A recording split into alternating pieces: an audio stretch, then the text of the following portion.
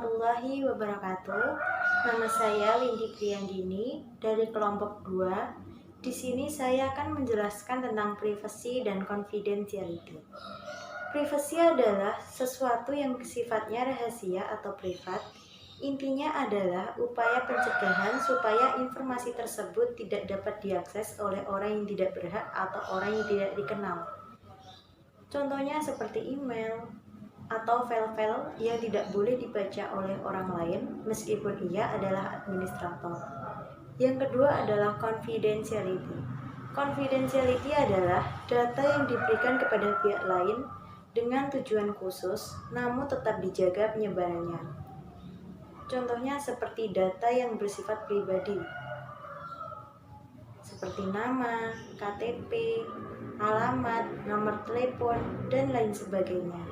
Sekian dari saya. Wassalamualaikum warahmatullahi wabarakatuh.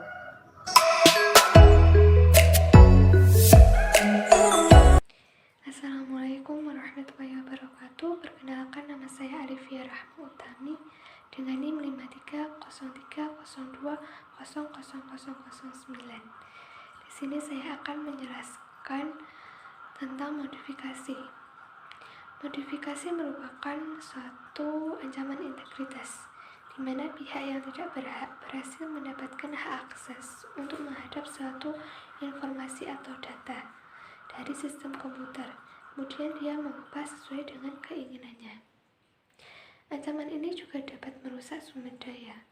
Kemudian data atau file yang diubah itu berasal dari rekod suatu tabel pada file database. Pada aspek ini, informasi atau data tidak terkirim langsung ke pelaku.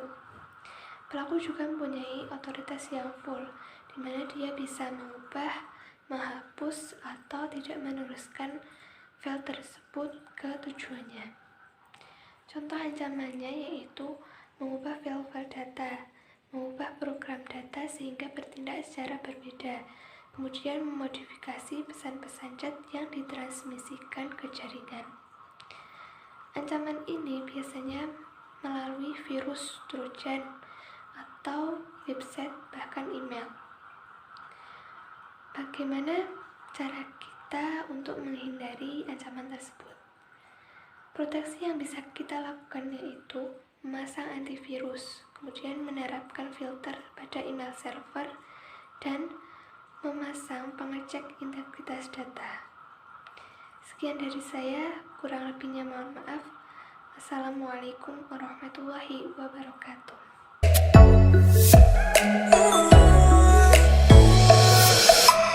Perkenalkan, saya Siti Sofia dengan nomor NIM 530302000018. Saya dari Prodi Ilmu Hadis kelas A. Poin selanjutnya mengenai fabrikasi atau fabrication. Fabrikasi adalah suatu bentuk ancaman terhadap integritas. Tindakan yang dilakukan adalah dengan meniru dan juga memasukkan suatu objek dalam sistem komputer. Objek yang dimasukkan biasanya berupa suatu file atau record yang disisipkan atau diletakkan pada suatu program aplikasi. Contoh serangannya adalah memasukkan pesan-pesan palsu ke jaringan, penambahan rekor ke file. Serangan tipe ini sering dikombinasikan dengan disk operation system. Proteksi yang mungkin dapat dilakukan adalah menerapkan filter pada router untuk paket yang keluar.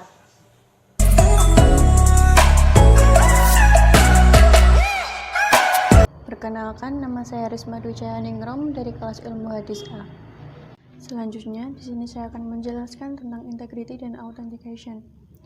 Integrity merupakan aspek yang menjamin bahwa data tidak boleh berubah tanpa izin pihak yang berwenang atau authorized. Untuk aplikasi e-procurement, aspek integrity ini sangat penting. Data yang telah dikirimkan tidak dapat diubah oleh pihak yang berwenang. Pelanggaran terhadap hal ini akan berakibat tidak berfungsinya sistem e-procurement. Secara teknis, ada banyak cara untuk menjamin aspek integrity ini, seperti misalnya dengan menggunakan message authentication code, hash function, and digital signature.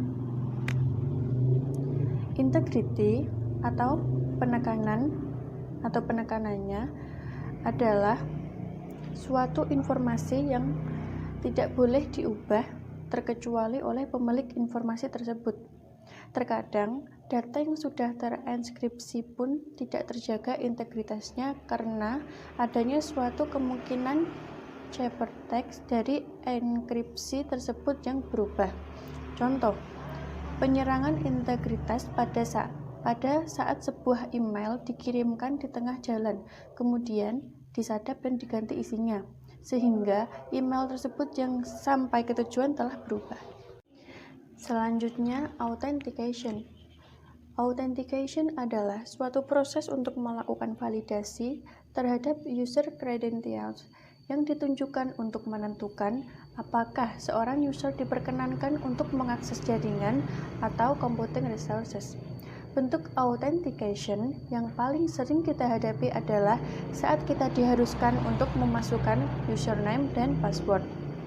Kedua data tersebut kemudian dievaluasi untuk menentukan apakah Anda adalah user yang sudah dikenal oleh sistem atau bukan, atau verifikasi identitas. Proses authentication bisa lebih diperkuat dari sekedar menggunakan username dan password sederhana dengan teknik-teknik yang beragam, mulai dari penggunaan one-way hashes sampai smart card yang menggunakan teknik-teknik strong encryption. Authentication ini akan dilakukan sewaktu user login dengan menggunakan nama serta passwordnya.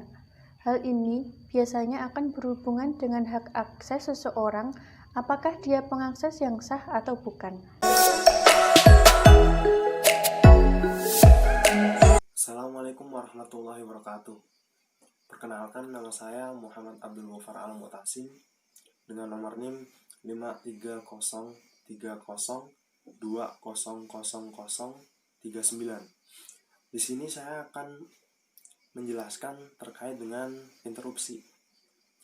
Interupsi adalah bentuk ancaman terhadap ketersediaan atau availability system, yang mana data itu rusak sehingga tidak dapat diakses, bahkan tidak dapat digunakan lagi. Dalam interupsi sendiri dibagi menjadi dua. Yang pertama adalah kerusakan pada fisik. Kerusakan fisik ini contohnya adalah seperti pada hard disk atau pada memory card, atau bisa juga pada penyimpanan memori yang lain, atau bisa juga pemotongan pada kabel jaringan. Kemudian yang kedua adalah kerusakan non-fisik. Kerusakan non-fisik itu sendiri contohnya adalah seperti penghapusan terhadap file-file tertentu pada sistem komputer, yang mana ini penghapusan itu bisa mengakibatkan ancaman interupsi itu sendiri. Terima kasih, sekian dari saya. Wassalamualaikum warahmatullahi wabarakatuh.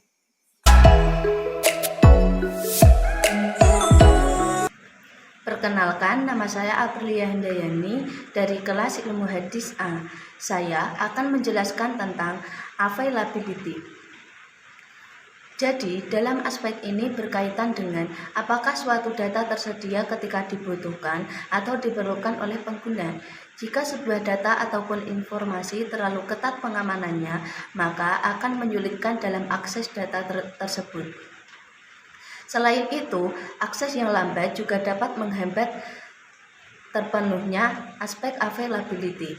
Serangan yang sering dilakukan dari aspek ini adalah denial of service atau DOS, yaitu merupakan penggagalan dari servis sewaktu adanya permintaan data sehingga komputer tidak dapat melayaninya.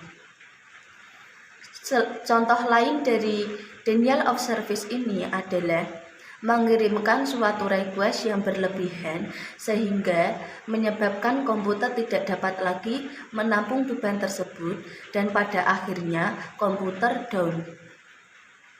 Komponen availability.